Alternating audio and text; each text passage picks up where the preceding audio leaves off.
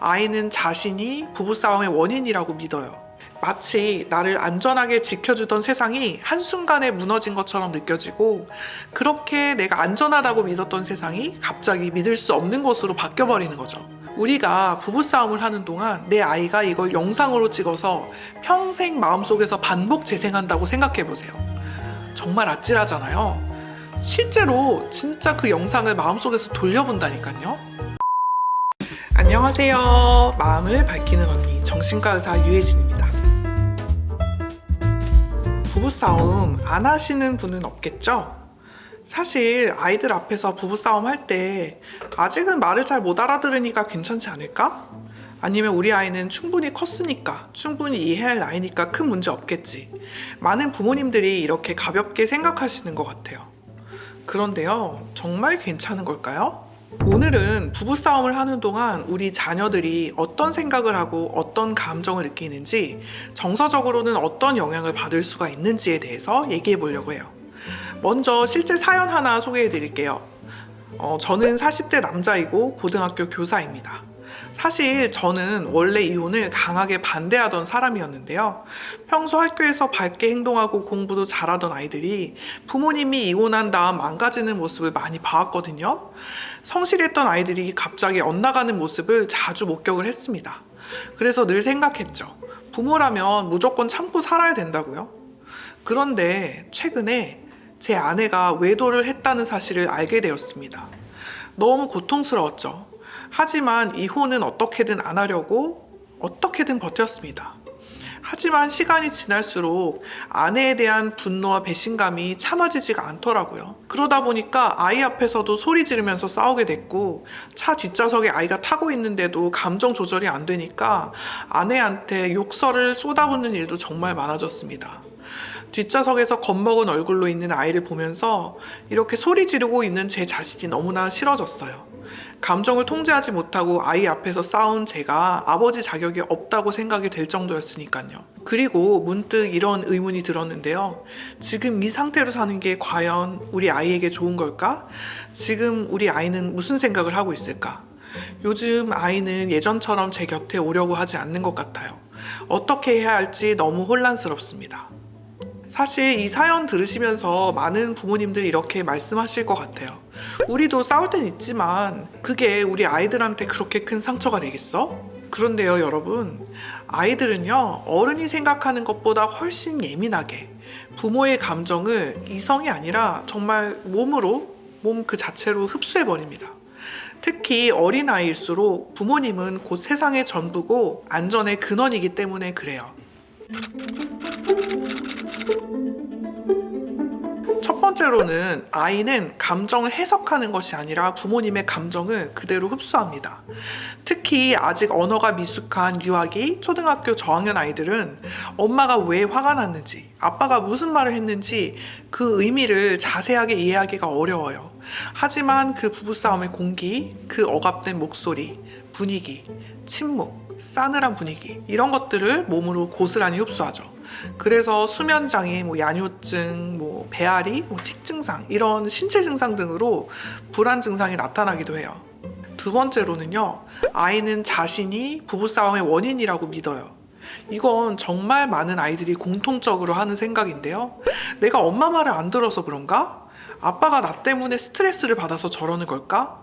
내가 조금 더 잘 행동했으면, 착한 아이였으면 우리 부모님이 싸우지 않았을까? 부모님의 감정 문제를 내 탓이라고 생각하는 심리. 이것은 아이의 근본적인 자존감을 무너뜨릴 수가 있죠. 이런 아이들은 크면서 늘 자신의 감정을 억누르고 늘 타인의 눈치를 보면서 관계를 맺고요. 알 수 없는 죄책감을 품고 살아가게 됩니다. 그래서 착한 아이 컴플렉스가 있는 아이가 되기도 하고요. 타인에게 자신의 의견을 명확하게 드러내는데 어려움을 겪는 아이가 되기도 해요. 내가 이렇게 말하면 저 사람이 날 싫어하겠지? 이렇게 주변 눈치를 보면서 살아가게 되는 거죠. 사실 아이는 세상에 태어나서 가장 먼저 만나는 관계가 바로 부모님이거든요. 이 엄마와 아빠는 아이가 세상에서 믿고 기댈 수 있는 유일한 안전한 울타리죠. 그런데 그런 엄마 아빠가 가장 나를 사랑한다고 생각했던 두 사람이 서로를 미워하고 공격하는 모습을 보면 아이는 마음속에서 매우 큰 혼란을 느끼게 돼요.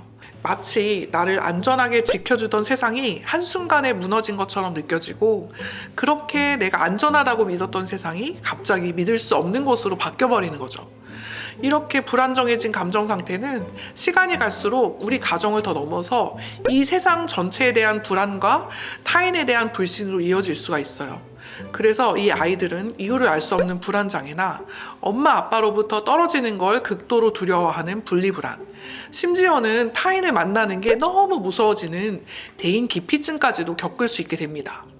또한 뇌과학적으로 보면요, 유년기와 청소년기는 전두엽, 해마, 편도체와 같은 중요한 뇌 부위가 빠르게 발달하는 시기예요.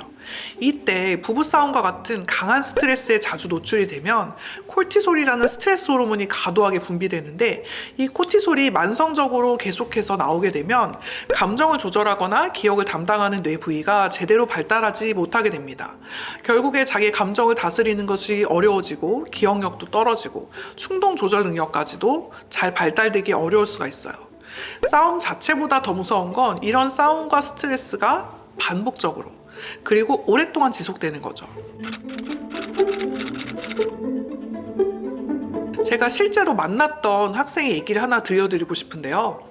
실제 사연이고요. 저는 고등학교 1학년이에요. 저희 가족은 오빠와 저 그리고 부모님 이렇게 4가족인데요. 아빠는 딸바 보여서 오빠보다 저를 더 예뻐하셨어요. 그래서 저도 아빠를 참 좋아했죠. 우리 아빠는 뭐든지 제가 원하면 들어주셨거든요. 그런데 아빠 사업이 어려워지면서 부모님의 부부싸움이 많아졌어요.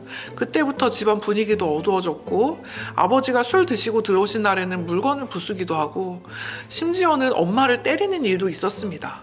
처음에는 너무 무섭고 엄마가 아플까봐 불안했어요.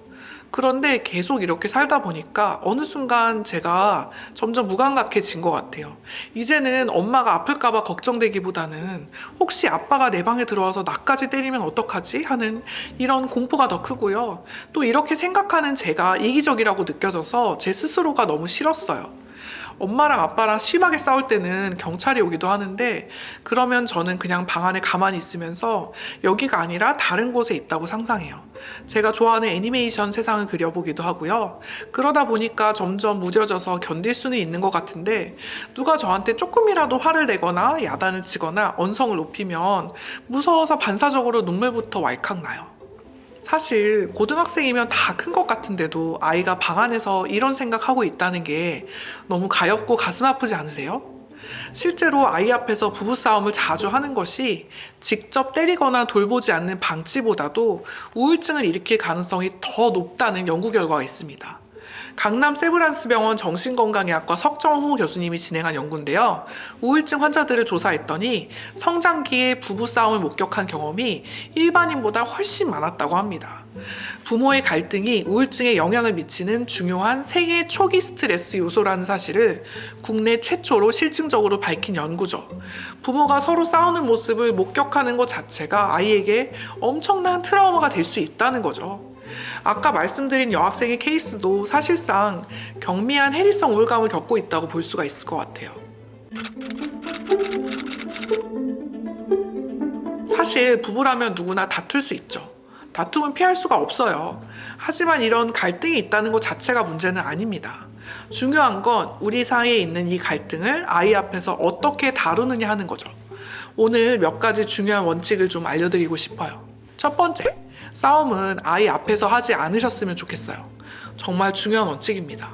거실에서 막 언성을 높이고 차 안에서 서로 욕을 하고 주방에서 서로를 무시하는 말투를 쓰는 순간 이것이 아이에게는 정서적인 폭력이 됩니다.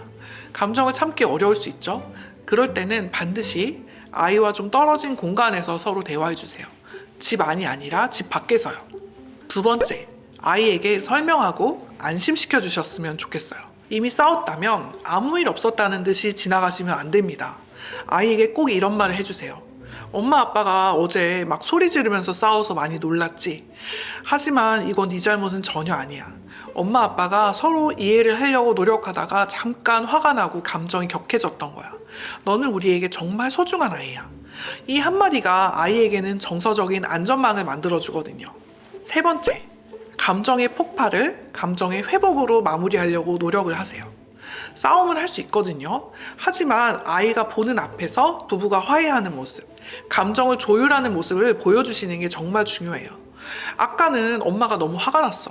하지만 지금은 조금 마음이 풀렸어. 아빠랑 얘기해보니까 서로 좀 오해가 있었던 것 같아. 이런 회복의 과정을 보여주시는 것이 아이에게도 이 갈등은 해결할 수 있는 것이야 라고 가르쳐주는 좋은 모델이 되거든요. 어떻게 보면 정말 중요한 과정이에요. 마지막으로 아이 때문에 참고 있다는 말은 절대 하지 마세요. 이 말은 아이에게 평생의 책임감과 죄책감을 남겨요. 너만 아니었으면 나 벌써 이혼했어. 엄마는 너 때문에 이렇게 참고 저 아빠랑 사는 거야. 이 말은 아이를 사랑해서 하는 말이 아니라 아이에게 내 인생의 책임을 떠넘기는 말이에요. 아이들은 이런 말을 들으면 나만 없었으면 엄마 아빠가 행복했을 텐데 이런 깊은 죄책감을 느끼게 되거든요. 부부싸움 사실 누구나 하게 되죠. 저 역시 그래요. 하지만 그 싸움을 아이가 어떻게 받아들일지 책임지는 건 전적으로 부모의 몫입니다. 가장 중요한 건 싸움이 시작될 때 멈추는 습관을 들이는 거예요. 화가 나고 막 짜증이 올라올 때 아이가 있다면 잠시만 멈추고 참았다가 둘만 있을 때 다시 얘기를 꺼내셨으면 좋겠습니다. 안방에서 둘이서만 작게 속삭여도 사실 아이는 다 알거든요. 차라리 집 밖으로 나가거나 차 안에서 두 분이서 문을 닫고 얘기해 보시는 것도 좋은 방법이에요. 사실 어렵죠. 어렵다는 거 저도 압니다. 저도 아이 둘을 키우거든요. 하지만 나의 눈빛, 말투, 숨소리 하나까지 우리 아이가 모두 느끼고 기억에 새겨둔다는 생각을 하시면 바뀔 수 있을 거라고 생각을 해요. 사실 저도 어릴 때 저희 부모님이 막 심각하게 몇 번 다투신 적이 있었는데 아직까지도 그날의 목소리, 분위기, 그 느낌, 감정까지 기억이 나거든요. 부모님이 평소에 사이가 좋으셨는데도 말이에요. 여러분도 그런 기억 있지 않으신가요? 우리가 부부싸움을 하는 동안 내 아이가 이걸 영상으로 찍어서 평생 마음속에서 반복 재생한다고 생각해 보세요. 정말 아찔하잖아요.